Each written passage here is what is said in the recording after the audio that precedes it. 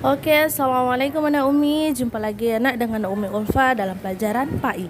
Nah, pelajaran PAI kita hari ini menyambung pelajaran PAI kita minggu lalu, yaitu tentang zakat. Nah, hari ini nak kita belajar dari zakat mal. Ya, silakan dilihat ya nak video Umi. Nah, yang pertama itu nak, semalam kan udah ada zakat fitrah. Nah, sekarang kita masuk yang pembagian zakat kedua, zakat mal. Nah, zakat mal itu nak adalah zakat harta kekayaan. Nah, bentuknya bisa apa? Dari penghasilan, hasil pertanian, hasil perdagangan. Nah, itu yang mau dizakatkan. Tetapi nak, tidak semua harta itu bisa dizakatkan. Maksudnya kenapa Umi? Nah, ada syarat-syarat tertentunya nak. Nah, selanjutnya nak ada kewajiban zakat mal. Nah, jadi ini dia nak, orang-orang yang wajib mengeluarkan zakat mal atau zakat harta. Nah, yang pertama itu orang yang wajib siapa? Yaitu orang yang beragama Islam. Nah, Islamnya itu mau laki-laki mau perempuan semua wajib mengeluarkan zakat mal. Nah, yang kedua nak, baligh dan berakal. Nah, orang yang balik itu tahu ya kena, berarti orang yang sudah dikenai kewajiban menjalankan ajaran Islam. Dia yang udah dewasa, itu orang yang balik, sudah paham dosa dan pahala gitu kena. Nah, kemudian orang yang berakal itu yang tidak gila. Orang yang berakal itu yang sehat akal pikirannya ya kena. Nah, itu yang kedua. Yang ketiga ada harta termasuk yang wajib dizakati itu adalah seperti hasil pertanian, hasil perdagangan, gaji dalam 1 tahun atau gaji per bulannya, kemudian emas dan perak yang dipakai, yang disimpan. Nah, itu semua nak harta yang wajib dikeluarkan zakatnya. Gitu ya nak. Nah, kemudian nak yang keempat, harta tersebut sudah mencapai haul. Haul itu maksudnya nak, harta itu sudah dimiliki selama 1 tahun. Nah, jadi haul itu maksudnya dalam 1 tahun. Nah, jadi kalau orang sudah memiliki harta tersebut, sudah disimpan-simpan, sudah dimiliki dalam waktu 1 tahun, maka dia wajib mengeluarkan zakat. Paham ya nak? Kemudian yang kelima, harta tersebut milik sendiri. Jadi kalau milik orang lain tidak wajib dia berzakat. Paham ya?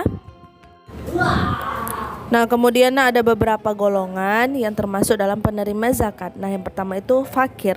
Nah, fakir itu orang yang tidak memiliki pekerjaan dan tidak memiliki tempat tinggal. Nah, itu termasuk fakir.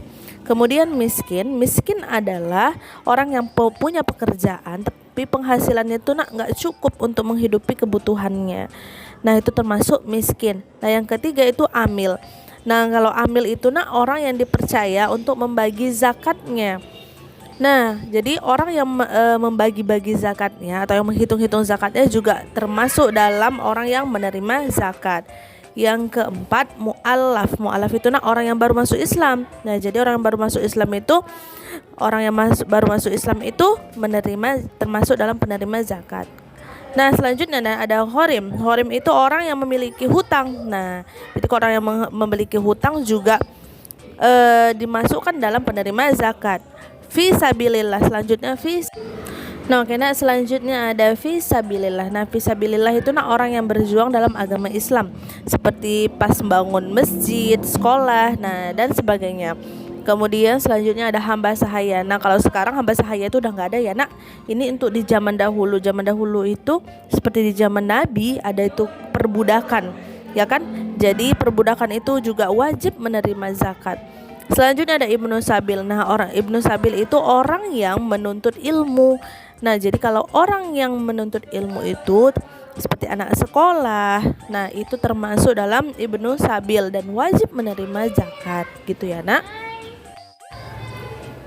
Nah, selanjutnya hikmah berzakat. Nah, apa aja hikmah kita kalau mengeluarkan zakat? Nah, yang pertama itu beriman.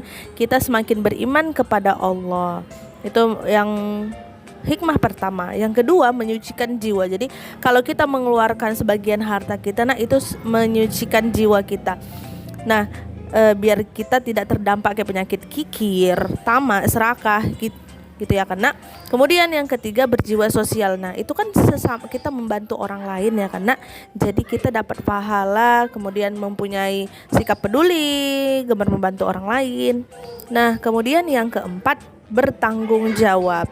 Nah, kita tanggung jawab kepada harta yang udah kita miliki yang dititipkan oleh Allah.